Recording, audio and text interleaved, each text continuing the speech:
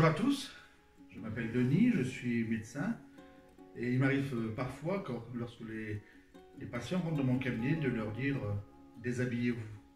Alors bien sûr, ce n'est pas ce qu'on va faire cet après-midi, je ne vais pas vous demander de vous déshabiller, mais je pense que quelquefois vous avez déjà été en face de personnes avec qui vous avez discuté et qui en quelques minutes ont dévoilé complètement votre vie, ont déshabillé complètement votre vie. Il y a une expression qui traduit cela, c'est la mise à nu, être mis à nu.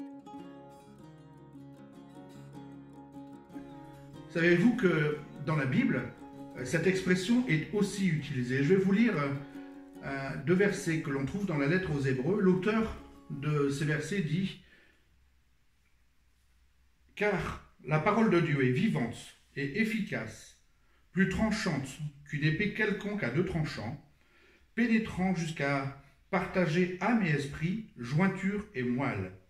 Elle juge les sentiments et les pensées du cœur. Nulle créature n'est cachée devant lui, mais tout est nu et découvert aux yeux de celui à qui nous devons rendre des comptes. » Autrement dit, la parole de Dieu nous met complètement à nu devant l'Éternel.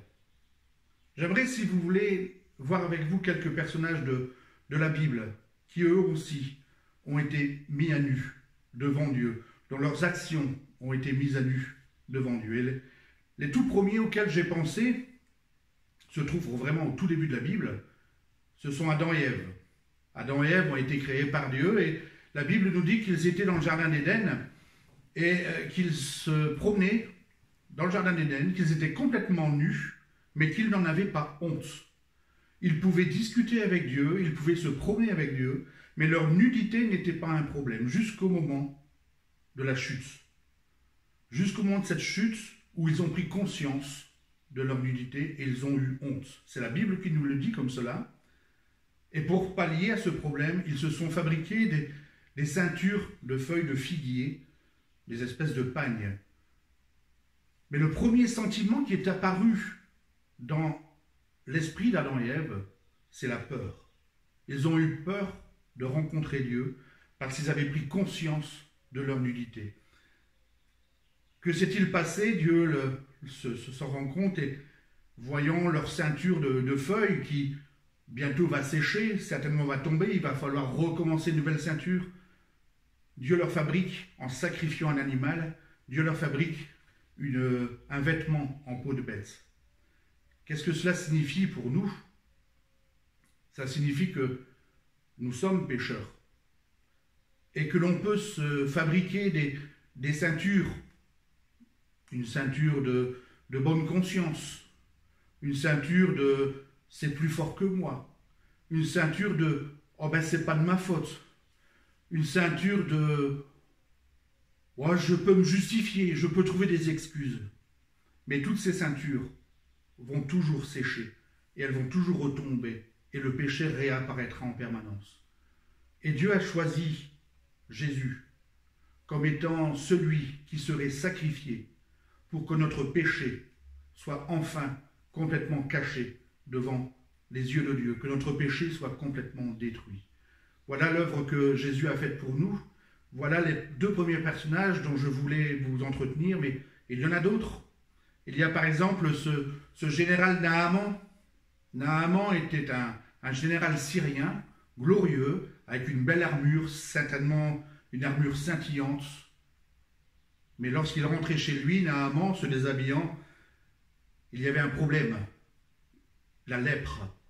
La lèpre dans la Bible, c'est le symbole du péché. Et lorsqu'il se déshabillait, cette lèpre lui sautait au visage. Oh, il pouvait remettre son armure et faire le beau, il pouvait être un vaillant héros sur les champs de bataille. Mais le soir, cette lèpre revenait toujours devant lui. Il était là comme partagé. On sait que la lèpre détruisait le corps. Les extrémités des doigts pouvaient tomber, les extrémités des oreilles, du nez, etc. C'était quelque chose qui, en même temps, isolait socialement. On rejetait les gens qui étaient lépreux. Ce Naaman, eh bien, était dans cette situation. Il savait qu'un jour les choses seraient révélées. Et pourtant, une petite fille des Hébreux lui a parlé qu'elle connaissait un prophète qui pouvait parler au nom de l'Éternel et qui aurait pu guérir Naaman de sa lèpre. Naaman n'a pas trop apprécié au départ. Il pensait que les propositions du prophète Élisée n'étaient pas très intéressantes. Il aurait pu, à la limite, puisqu'Élisée lui demandait de se plonger dans le Jourdain 7 fois, à la limite, il pouvait très bien se plonger dans les fleuves de Syrie, c'était la même eau. Mais Naaman a quand même accepté cette situation. Le roi David, dans le courant de sa vie, dans le psaume 32, écrit à un moment « Tant que je me taisais, mes os se consumaient au-dedans de moi. Je gémissais toute la journée. » C'est l'œuvre du péché. Le péché qui nous détruit progressivement comme la lèpre qui détruisait Naaman. Mais il a écrit aussi juste après « Je t'ai fait connaître mon péché. » Il parle à Dieu. « Je n'ai pas caché mon iniquité. J'ai dit, j'avouerai mes transgressions à l'Éternel. Et tu as effacé la peine de mon péché. » Naaman a accepté de se plonger dans le Jourdain 7 fois. Et Dieu l'a guéri.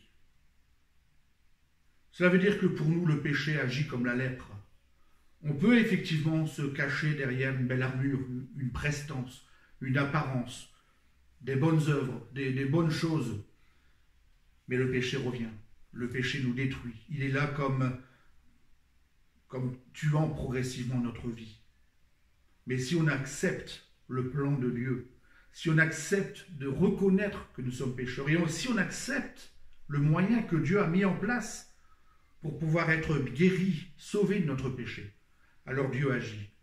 Et comme pour Adam et Ève, eh bien Jésus a été sacrifié pour que nous puissions être pardonnés de notre péché.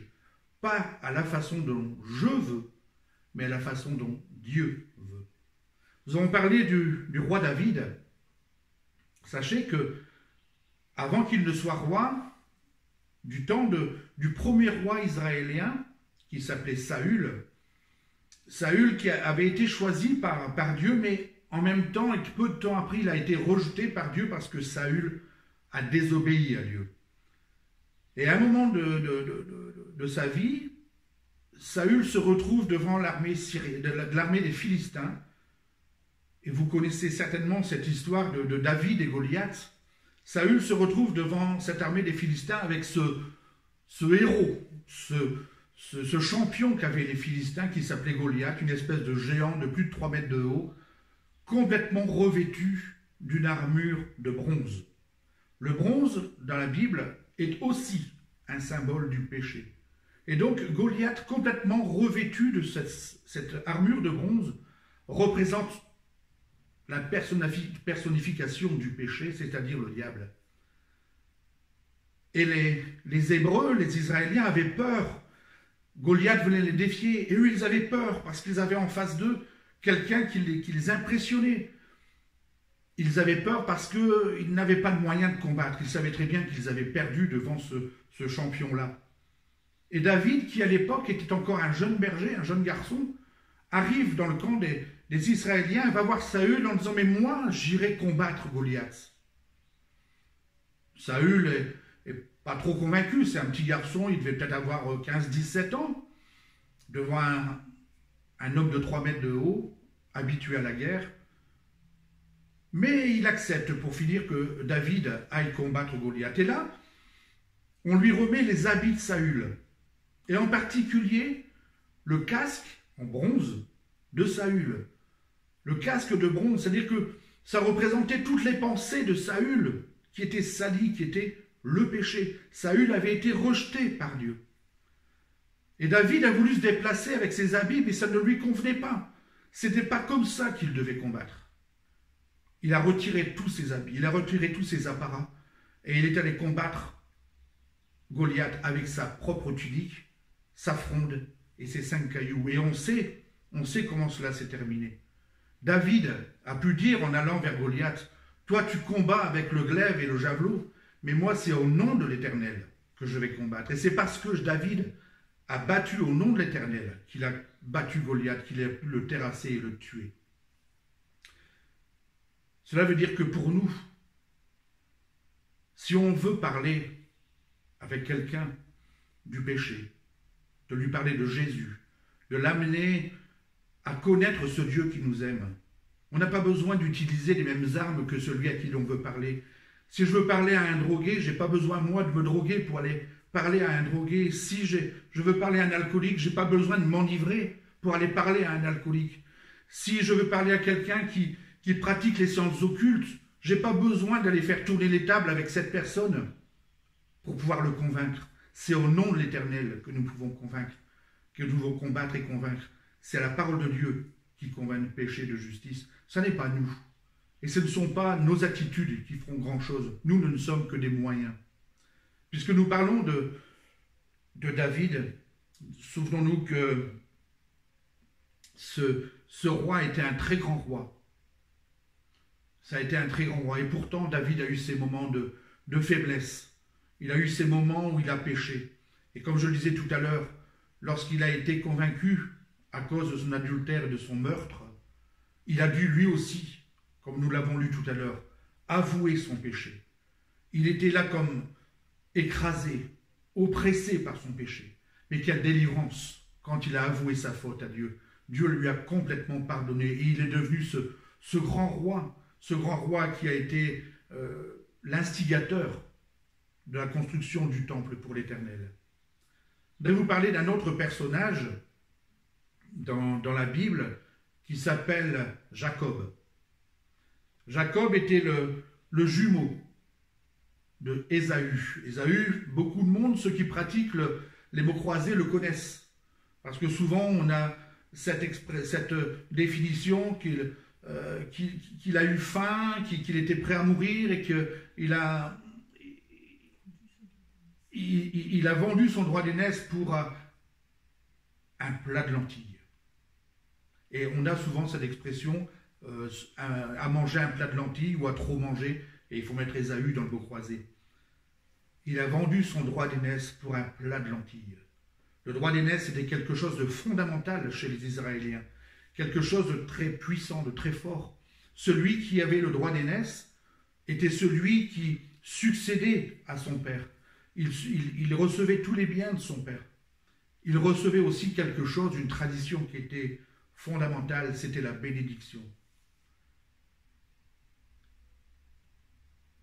Jacob a pris le droit d'aînesse d'Ésaü parce que Ésaü l'a abandonné simplement, ce droit d'aînesse.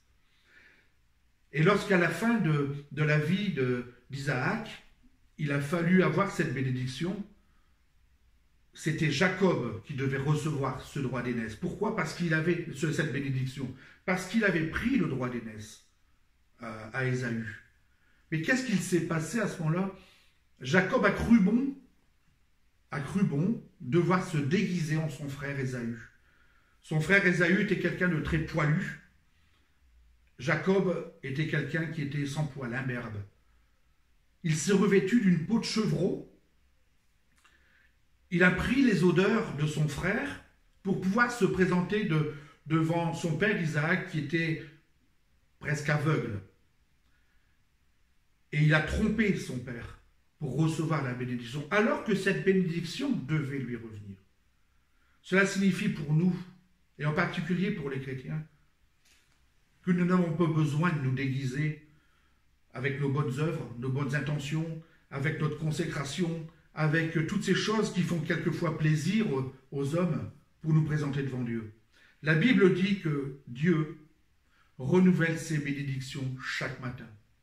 Dieu, avec fidélité, chaque matin, nous donne tout ce dont nous avons besoin. Et toutes ces bénédictions, Dieu nous les donne. On n'a pas besoin de nous présenter devant lui, de nous déguiser en disant « Tu as vu, j'ai fait telle bonne œuvre, j'ai fait telle action, j'ai consacré autant de temps avec toi, j'ai fait autant d'heures de lecture de la parole de Dieu, j'ai fait ceci, j'ai fait cela. Alors bénis-moi. » Non, Dieu nous bénit parce qu'il est Dieu.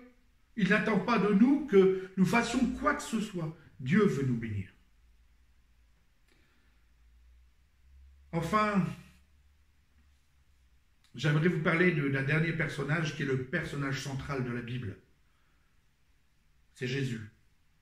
Jésus a été crucifié Et la Bible nous dit qu'après l'avoir crucifié, les soldats ont partagé entre eux ses vêtements. Ça veut dire que Jésus a été mis à nu sur la croix. Il a été crucifié nu. Et il est là entre ciel et terre. Alors il se présente d'abord devant son Père, devant Dieu. Et il est là nu. Et pourtant Jésus n'a pas honte. Il n'a pas honte de sa nudité. Pourquoi? Parce qu'il est comme Adam et Ève avant la chute dans le jardin d'Éden. Adam et Ève, on a vu, ils étaient nus, mais ils n'en avaient pas honte parce que le péché n'avait pas fait son œuvre. Jésus était sans péché. Et donc il pouvait se présenter nu devant son Père sans aucune honte.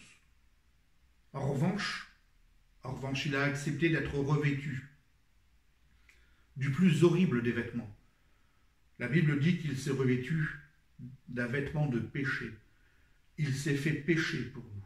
Il s'est revêtu de tous nos péchés, à tel point, comme le dit la Bible, que Dieu a dû détourner son regard de Jésus, parce que les yeux de Dieu sont trop purs pour voir le péché. Jésus s'est retrouvé seul sur la terre un moment, parce que Dieu avait détourné son regard. Jésus a été nu devant Dieu, mais il a été aussi nu devant les hommes. Et pourquoi il l'a fait? Paul, dans sa lettre aux Romains, nous dit que le salaire du péché, c'est la mort. C'est-à-dire que nous méritons la mort. Mais il écrit aussi, ça je vais vous le lire, il écrit aussi dans la lettre aux Colossiens, Jésus a effacé l'acte dont les ordonnances nous condamnaient et qui subsistait contre nous. Il l'a éliminé en le clouant sur la croix. Il a dépouillé les dominations et les autorités et il les a livrées publiquement, en spectacle, en triomphant d'elles par la croix. Jésus a été mis à nu devant nous. Non pas parce que nous voulions l'humilier. Il a été humilié. Il a été mis au rang des esclaves. On lui a craché dessus. On l'a conspué. On s'est moqué de lui. Mais Jésus a accepté cela, a accepté d'être mis à nu devant nous, parce qu'il nous aimait, parce qu'il savait très bien que son sacrifice servirait à ce que nous soyons pardonnés et sauvés. Ma conclusion, elle sera double. Pour nous, d'abord, les chrétiens, Dieu veut nous voir tels que nous sommes. On n'a pas besoin de se cacher derrière des apparences, pas besoin de se cacher, comme je le disais tout à l'heure, derrière des bonnes œuvres ou des bonnes intentions. Ce qu'il veut, c'est nous bénir. Et parce que nous sommes chrétiens, nous ne sommes pas devenus des surhommes. Notre vie peut être émaillée d'accidents. Il arrive que nous péchions. Et lorsque nous péchons, eh bien, nous n'avons pas à vouloir cacher ce péché, de faire en sorte, par une belle apparence, de cacher notre péché. Dieu veut nous pardonner. Et pour cela, il nous a donné Jésus. Et nous pouvons nous souvenir de l'œuvre de Jésus à la croix. Et nous souvenir à ce moment-là que notre péché a été pardonné. Il suffit simplement d'utiliser le moyen que Dieu nous a donné. Pas notre moyen, mais le moyen de Dieu. Et nous pouvons être pardonnés. Dieu nous connaît parfaitement. Nous sommes à nu devant lui. Sa parole nous met à nu devant Dieu. Et nous ne pouvons pas cacher les choses. Mais lorsque nous disons notre péché, alors Dieu est tellement heureux de pouvoir nous pardonner, tellement heureux de voir que l'œuvre de Jésus continue. Et pour vous qui peut-être n'avez pas encore fait cette démarche de réconciliation avec Dieu, qui restait peut-être dans le doute, qui pensait que vous allez pouvoir vous en sortir tout seul, eh bien, essayez de vous souvenir de Naaman. Naaman qui cachait son péché, sa lèpre, dans son armure. Sachez que vous pouvez être pardonné. Mais là encore, pas en utilisant vos moyens à vous. Le péché sera toujours plus fort que vous. Le péché vous détruira et vous terrassera toujours. Mais si vous acceptez ce que Dieu vous a proposé, le salut en Jésus-Christ, alors Dieu est prêt à vous pardonner. Voilà ce que je voulais vous dire à ce sujet. Si vous avez des questions, si vous avez des interrogations, alors vous pouvez nous rejoindre sur la page Facebook de l'Assemblée, cette page qui se nomme l'Église Nouvelle Saison 62. Nous serions heureux de pouvoir partager avec vous sur ce sujet l'importance de la mise à nu devant Dieu. Cessez de vous cacher devant Dieu, mais acceptez que Dieu vous sonde, qu'il vous découvre et qu'il vous montre son amour. Vraiment, soyez bénis pour cette journée, vraiment, soyez réconciliés.